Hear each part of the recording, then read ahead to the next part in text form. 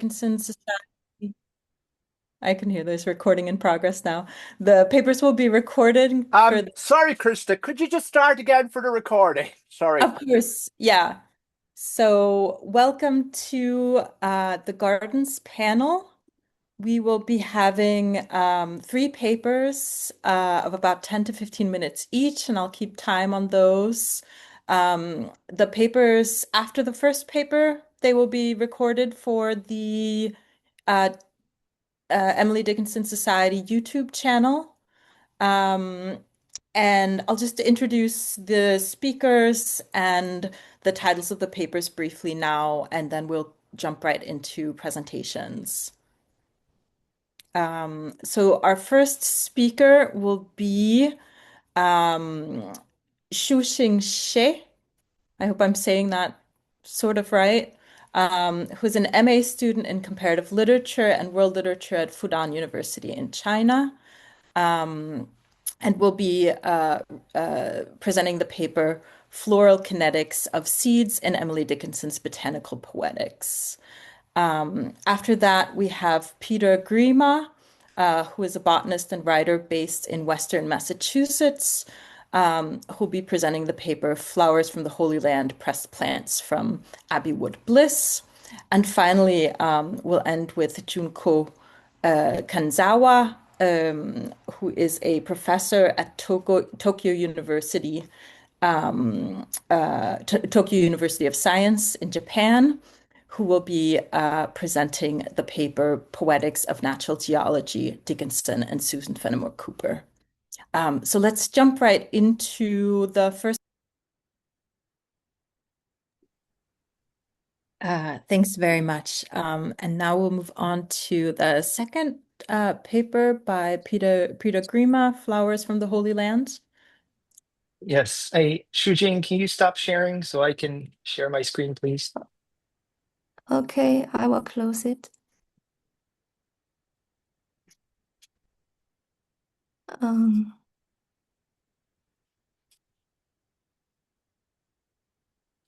Thank you.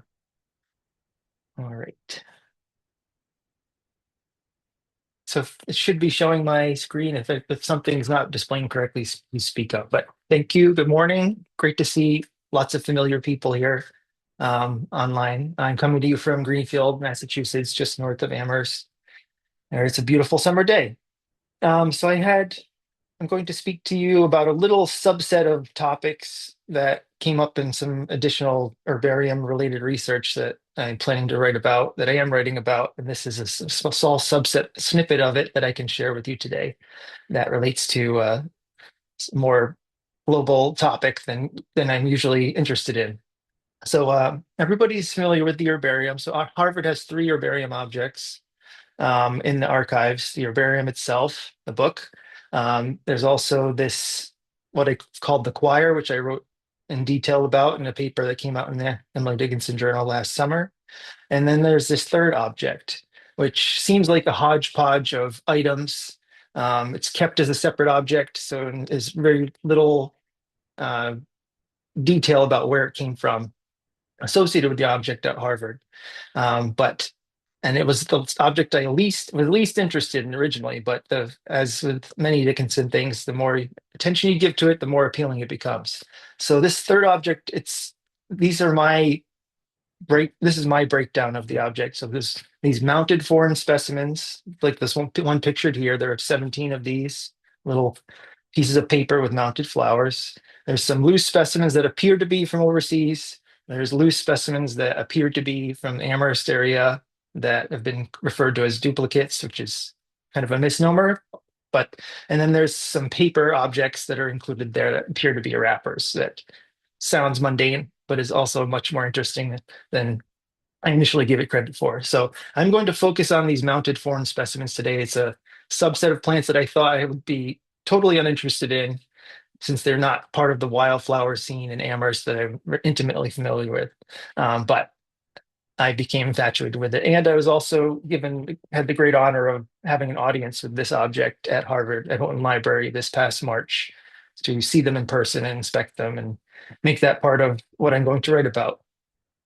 So these aren't unknown two scholars. Jay Leda mentions them sort of peripherally in his little biographical snippet of Abby Bliss, that there are specimens sent that are in the herbarium. And taken in just this quote, it seems that maybe he's referring to the book, and that there are some of the plants in the book are from Abbey, from the Middle East, but he doesn't say that. So it's not clear without more information what he meant. But I think what he knew was what this grad student from UMass, Robert Gonzor, um, who wrote his 1961 thesis on nature and Dickinson's poetry. And he physically inspected the herbarium in the late 50s. And he, in a footnote in his master's thesis, happens to mention that he found these plants in the back cover of the herbarium book itself, wrapped in tissue paper with some other loose specimens. And specifically, these foreign specimens have handwriting on them, and he showed them to Theodore Ward, who apparently recognized it as Abby Wood Bliss's handwriting, and they corresponded with Bliss's heirs, who confirmed that it was their mother's handwriting. So these flowers were sent by Abby from Beirut to Dickinson at some point in the past. And that is really fascinating because Abby Wood Bliss is a really important person that we don't know a whole lot about. She lived with the Sweetsers right next to the homestead, wasn't actually a neighbor. Most of their childhood, Dickinson lived on Pleasant Street, so she wasn't in the homestead. They weren't actually neighbors for most of her life, but very close by. She was part of the Circle of Five with the Root and two other girls that we also know even less about. Attended Amherst Academy with Dickinson most of the years she was there, if not all. So really like a sister, Dickinson often mentions her as being at her elbow while she's writing letters to others, or mentions that she was in the company of her when she's corresponding with some of the other friends, including Abaya Root. There are no surviving letters, but incidentally, these plants are kind of like a surviving correspondence. They're sort of correspondence themselves, but also evidence that there were probably letters being exchanged by them overseas during during Abby's time abroad. They're like sisters, but there was, as with Abaya, they experienced a bit of a rift in their friendship in 1850 when Abby sort of succumbed to the revivals that were taking place in Amherst. This was given some excellent attention by Polly Longsworth in her 2009 essay that centered on a newly found letter from Abby to Abaya, where they talk about Emily and how Emily referred to or treated Abby as if she were insane. There's a lot of emotion in this letter. But apparently within a couple of years that friendship had mended, and Dickinson mentions this into a very interesting letter to Abaya for many reasons, but she says that their friendship had drooped a little, but it seems to has come back or been refreshed. And this is a quote I use often in other contexts, but did you ever know that a flower once withered and freshened again became an immortal flower? That is, that it rises again. And she's talking about the flower of friendship here, that now that they've endured this test of this rift from her awakening to Christianity, is now immortalized, is endured that trial and is now sort of preserved indefinitely. Then things changed forever when Abby Wood married Daniel Bliss, and we get a sense that Dickinson didn't think much of Daniel Bliss in this quote from a 1855 letter, where she refers to his ceremony where he officially becomes a reverend as a coronation, very sarcastically. And then so Abby and Daniel moved to the Middle East, to Beirut. They founded the Syrian Protestant College, which is now the American University of Beirut, existing still in operation. She only came back to Amherst, as far as you know, once in 1873. And Daniel Bliss mentions that in his reminiscences, that she did see Dickinson at least once. And I skipped over a bullet, continued collecting plants. So sort of implicit in the fact that she was like a sister with Emily and attended Amherst Academy is that she was probably also going out on these botanical forays as a student and in their spare time when Dickinson was actively collecting plants. So this was something they might have been complicit with, doing together, simultaneously educated in the same way. and a habit that she carried with her to her missionary work abroad. And the greatest proof is the fact that Abby herself has an herbarium, a book of plants that is extant and in the collections at the Post Herbarium at AUB. And I'm grateful to Dr. Nada Sawood from AUB, who graciously took photos of all of the plants in Abby's herbarium and sent them to me this past winter. So there's 57 pages of pressed plants, mostly ferns, and most of them are from abroad, including from South Africa and other parts of Europe, but many from the Middle East or greater Eastern Mediterranean area. There are also a lot of plants that look like American plants that suggest she began this herbarium while she was in Amherst. This is the one that jumped out at me the most. This is the climbing fern. It's a rare species here in Massachusetts, very common in Amherst thanks to its protection, legal protection. And it's one of the plants mentioned in this very famous quote by Emily Fowler Ford, where she mentions a trillium and a yellow lady slipper, both of which in Emily Dickinson's herbarium, and then the climbing fern, which there's not a specimen of climbing fern associated with Dickinson, but then here it is in Abbey Wood Bliss's herbarium, on the other side of the world. There actually aren't many ferns in Dickinson's herbarium at all, but there is, of the three, one is also found in Abbey Bliss's. This is royal ferns, very common swamp wetland species here. Maybe a coincidence. This is very common, but certainly a thread that is jumping out at me. So but besides the ferns, Bliss was also collecting apparently little snippets of wildflowers as she traveled around what was then a broad region under Ottoman rule, is very different than the nations that we recognize today, political boundaries that we recognize today. Going back to the object at Harvard that was found in the back of the herbarium, there are 17 small little sheets of pressed plants, mostly arranged in bouquets, stitched to the page with thread and needle, sent by Abbey Wood to Dickinson. And the place names and occasionally a species or plant name was written in the corners of these little pieces of paper by Abby. I'll give you a little, you can view the object at Harvard, but I'm going to go through a few of them just to illustrate here. So they're not all from Eastern Mediterranean.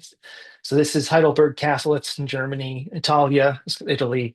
So it's not clear to me if Abby was traveling throughout Europe and collecting little bits of material as she went, or she was exchanging these with other missionary wives.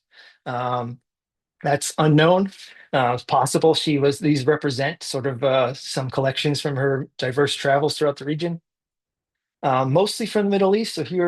So I should mention Dr. Sawood at AUB did provide help. She helped me with some identifications of some of these plants.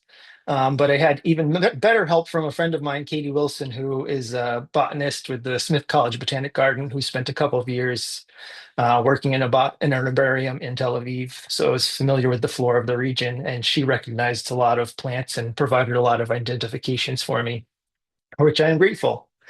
So this is a little trio of plants, an asparagus species, a St. John's wort, and a myrtle. Myrtle is a very beautiful flowering shrub. It's very common throughout the Mediterranean. Some rosemary from Lebanon, a loosestrife. This is like a purple flowered loosestrife that similar to the weedy one we have in New England that is labeled as Palestine. And again, the place names are based on how they were described at the time. And it's very, then as now, that's a very dynamic landscape. I mean, most evidenced by the fact that Syrian Protestant College was named in Beirut, and Beirut is now part of Lebanon. So it's clearly been a lot of flux since Daniel Bliss founded that university. Here's an olive branch from Gethsemane. So all of a sudden, there are also a lot of biblical place names that show up in these specimens that were sent to Dickinson. Gethsemane was where Jesus was betrayed by Judas and arrested. The Red Sea is the pomegranate. Dickinson also has a specimen of pomegranate in her herbarium, which was also grown indoors pretty commonly in the 19th century. So that's probably not one sent to her from abroad. This is a piece of a fern from Mount Sinai. Mount Sinai shows up in the Old Testament as where Moses received the commandments from directly from God. Um, Here's another trio of plants that really caught my eye. There's a jasmine, a sort of inconspicuous knotweed, and the flower of a caper tree. It's a culinary caper. And this one really jumped out at me for the jasmine, because it's an exact match to the jasmine on page 1 of the herbarium. And this is the fragrant jasmine, very common, cultivated all around the world, which is not native to Lebanon. And there is a native jasmine in the area. It doesn't look anything like this. So it's really not clear where Abbey Wood Bliss got this specimen, or if she was repurposing it from a previous acquisition, or if it was growing at some cultivated location near the mountains of Lebanon. It's really unclear. Again, another sort of coincidence that is hard to ignore, but is also hard to say that it means something definitive. So a lot of this, sharing of plants with Dickinson seems to be a carrying on of this promise, this immortal flower, this friendship that they've maintained and has survived. So they kept this correspondence going, and this relationship that clearly had a communication of plants involved with it. This is the famous quote. I took this from Cheryl Weaver's dissertation. Thank you, Cheryl, for sharing that with you. Which I'm sure she faithfully transcribed. This was written into the copy of Virgil's works that Abbey and Dickinson shared when they were at Amherst Academy, and then she gifted to her at her wedding day, is my understanding of it, where she, importantly, when I am far, far away, then think of me. And so these plants are sort of the most tangible proof, beyond not having surviving letters, that Abby did, in fact, continue to think of Dickinson, and flowers were part of her expressing the fondness that they'd shared in their youth, and that they had this common lexicon that kept them in touch, even though they were thousands of miles away. Let's see. Yes, so the main points I wanted to get across is that Abby probably was collecting plants in childhood with Dickinson, and she carried that behavior with her in her missionary work, essentially going on botanical forays in a new foreign land and using the plants to become familiar with that landscape. These are the sort of things they learned together as girls at Amherst Academy. And these little sheets, it's hard to tell size here. They're about 4x6. They're not all regular sizes, but clearly sized to be sent with letters. So part of a correspondence intent for creating these. And it's not clear to me whether Abby was nostalgic for these times in her childhood when her and Dickinson had this passion that they pursued of collecting flowers and being immersed in nature, or if she was using these as sort of evangelistic ambassadors, sort of trying to beseech Dickinson to reconsider Christianity, that here in the Holy Land you would find the same things that are beautiful and fascinating, enriching this landscape that's connected to the Bible. So that's an open question that I'm really interested in thinking about more. And it also, and as I was preparing this, it made me think of another poem, and I always love an excuse to read a poem in a different way and under a different lens. And so let me pull this one up here. Yeah. Between my country and the others, there is a sea, but flowers negotiate between us as ministry. And this just, in the context of these foreign specimens, this just screams like it might be about Abbey Wood. It seems sort of resonate with all the things that I'm starting to think about with this object. And my final slide. So this is an essay I'm working on actively, that these 17 sheets of foreign specimens were kept with a bunch of other things, including this interesting wrapper for gum lozenges here that's in the screen. And they were all wrapped in this brown, what looks like brown tissue paper, which in 1960 was described as yellow tissue paper. They seem to be kept as mementos in the back of this herbarium. So wrapped very carefully, placed in the back of the herbarium with a very deliberate intent of sort of as keepsakes. So at least we know these are from Abby, these press plants, and the others might have connections to other important people in her life that I am planning to describe in more detail very soon. And that's all I have for you. So thank you.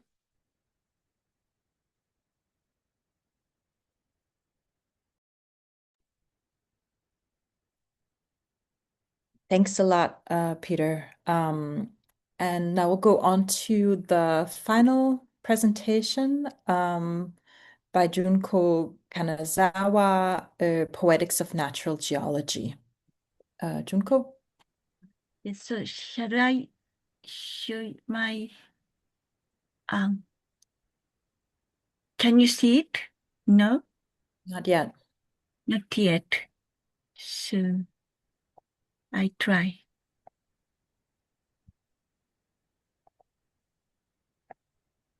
How about it now? Can you see my PowerPoint? Yes. Yes. So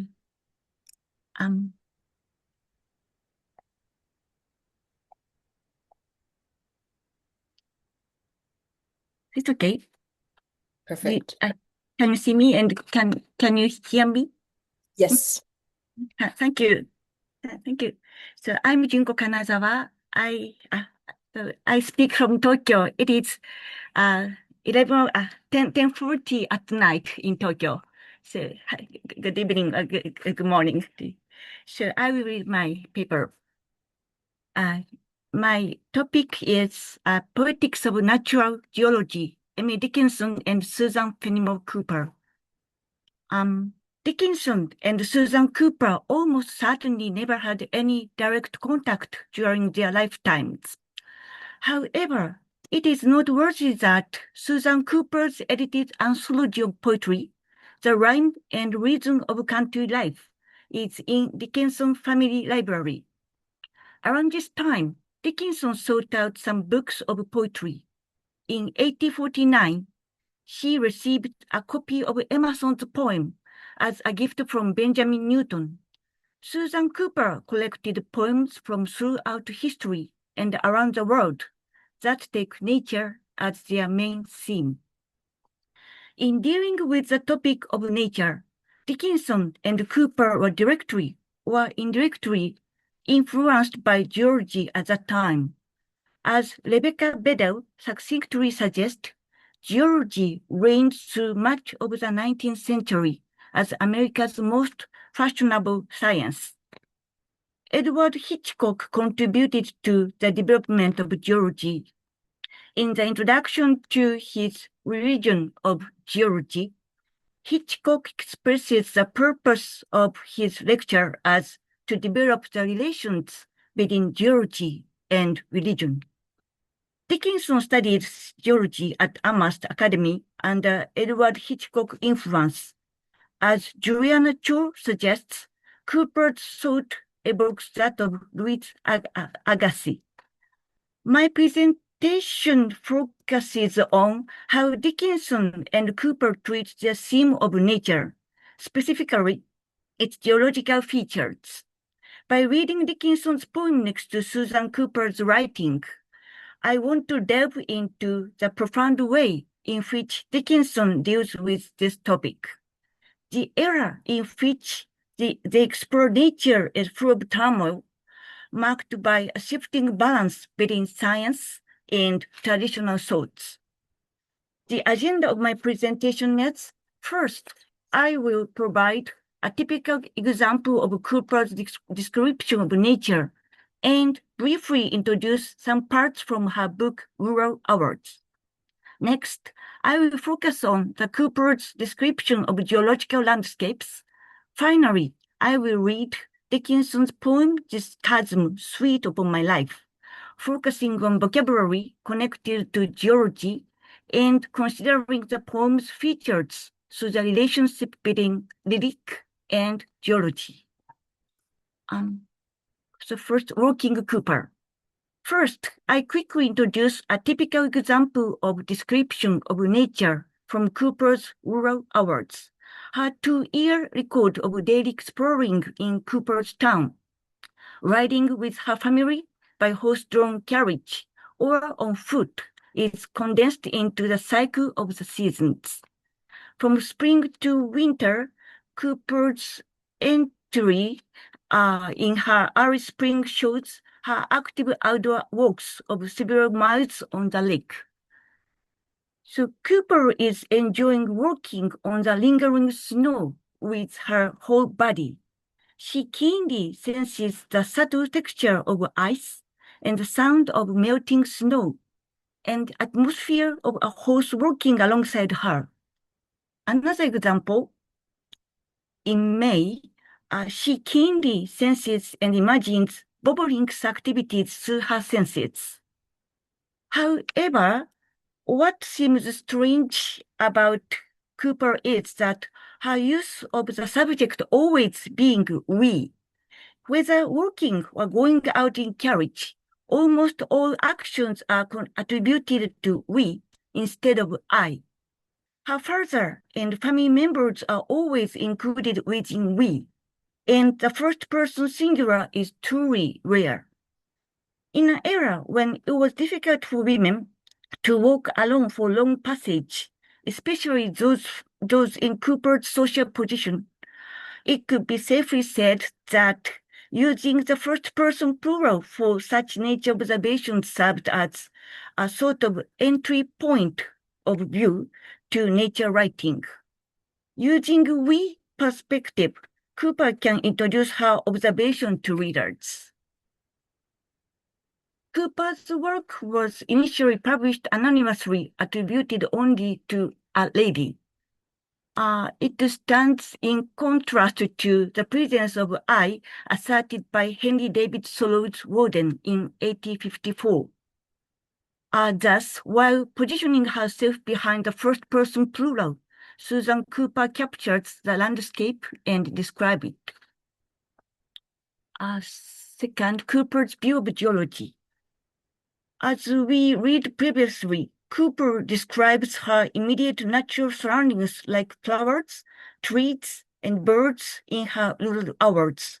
She also observes more distant surroundings, such as fields, hills, and mountains. As a devout Episcopalian, Cooper finds a sign of maker in the landscape. As Juliana Cho mentions, to Cooper, nature clearly organizes itself according to a natural theological model of Christian stewardship of the earth. Please look at the next part.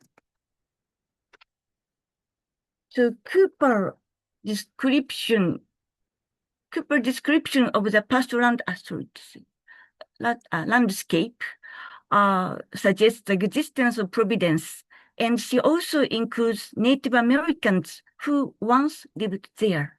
It is a kind of deterministic thought she has told the change from the wilderness to pastoral landscape with the degeneration of indigenous people. The following quote offers another aspect of her broader perspective, depicting the valley in the distance. Cooper uses the words fissure and jams to describe a strange landscape, a crevice between two rocks. Fissure is a geological fissure in a canyon formed by the action of water or similar forces. Her expression as geologist sounds rather sarcastic in this part. Instead of keeping the focus on this natural change created by a natural force of water, she eventually switches to artificial mounds made by Native Americans. As is found in her book, she correlates natural change with that of Native Americans.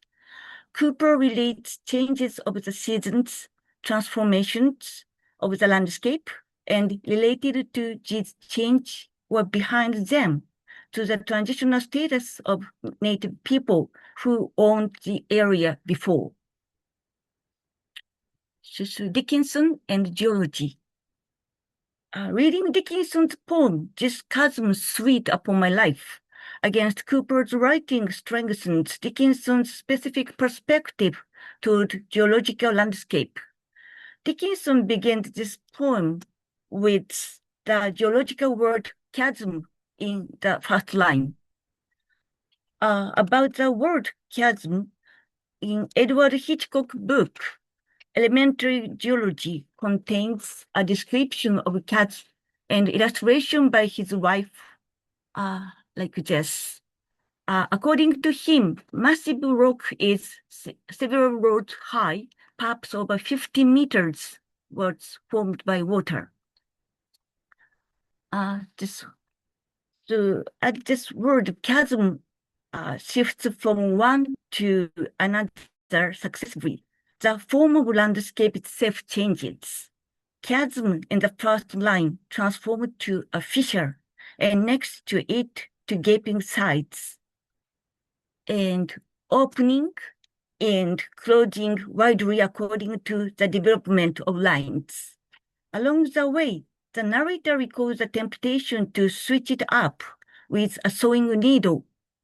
Thus, the role of chasm evolves from a geological border to ultimately a metaphor for the narrator to deal with. As the geological features changes, the narrator also shifts the form from I, the first person singular, to we, plural, and back to I, singular. Charles Lyell suggests that the Earth's surface was unchanging from the situation created by God. In Dickinson's poem, this transformation autonomously occurs, and these changes are depicted primarily in the present tense. The landscape actually has been transformed over an immeasurable span of time by the action of water, but in this 16-line poem, it is thus reimagined within the framework of the present tense. Furthermore, the shifting perspective from we to I correlate with the change in the geological chasm, which can be interpreted as a process of fragmented self being gradually reconstituted. Conclusion. In the 19th century, people were fascinated by geology. We can find other examples in Helen Hunt Jackson's travelogue, Bits of Travel at Home, and Thomas Moran's drawing, The Chasm on the Colorado. Dickinson and Susan Cooper describe geological landscapes in their own ways. Dickinson walked with her carol, and Susan Cooper with her family. Cooper describes the changes of seasons and the transformation of the landscape. She also correlates these changes with the transition of indigenous people, using the we, first-person plural form, for her own viewpoint. Dickinson moderates the shift between I and we through the development and changing form of this chasm. Dickinson also manages to correlate the transformation of the geological form chasm with the present tense of lyric poems. That is, in these 16 lines, both time coexist, the lyric present time and immeasurable long years of geological change. While it is unclear whether Dickinson actually saw a chasm, both Susan Cooper and Dickinson re-examined the landscape with highlighting the era's geological knowledge, and they delved into the possibility of using this geological form through their viewpoint, I behind we. So that's it for my paper. Thanks so much. Thank you. Thank you so much, Junko. So we have a few minutes for questions. If anyone wants to get us started, I think we're going to try to stop a few minutes before the hour so that we have a break before the next session. But if there are any questions, I know there was some discussion in the chat earlier, but